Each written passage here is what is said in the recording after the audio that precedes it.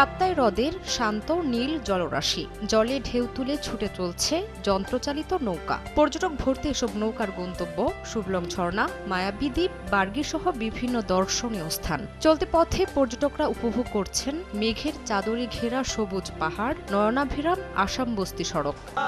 সাপ্তাহিক আর বিজয় দিবস মিলে লম্বা ছুটি, সঙ্গে শীতের পরশ। তাই মৌসুমের শুরুতেই ভ্রমণ পিপাসুদের উপচে পড়া ভিড় রাঙামাটিতে। অবশ্যই ভালো লাগার জায়গা, তাই বারবার ছুটে আসা। প্রাকৃতিক অনুভব করা যায়। তারপর বিশেষ করে লেকটা খুব প্রিয়। ঘুরে পরিবেশ দেখে, প্রাকৃতিক সৌন্দর্য দেখে অনেক ভালো লাগছে। ঝুলন্ত সেতু ও তাঁতে বোনা কাপড়ের দোকানগুলোতেও পর্যটকের ভিড়। পছন্দের পোশাক কিনছেন তারা। পর্যটক আগমনে বেচাকেনা ভালো হচ্ছে বলে জানালেন ব্যবসায়ীরা। অনেক বেচাকেনা চলতেছে, আগের থেকে একটু বেচাকেনা বেড়ে গেছে আর কি। আশা করতেছি আমাদের আরো এই যে পিছনে যে ক্ষতিগুলো হয়েছে সেটা আমরা পুষিয়ে নিতে পারবো আর কি। দর্শনার্থীদের নিরাপদে ঘুরে বেড়াতে সব ধরনের নিরাপত্তা দিচ্ছে টুরিস্ট পুলিশ। এই শীতের ছুটিতে রাঙামাটিতে প্রচুর টুরিস্টের সমাগম হচ্ছে।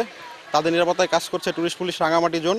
তারা নির্দ্বিধায় সবগুলো পর্যটন স্পটে ঘুরতে পারছে। রাঙামাটিতে প্রতি বছর প্রায় 5 লাখ পর্যটকের আগমন ঘটে, যার বেশিরভাগই আসেন এই শীত মৌসুমে।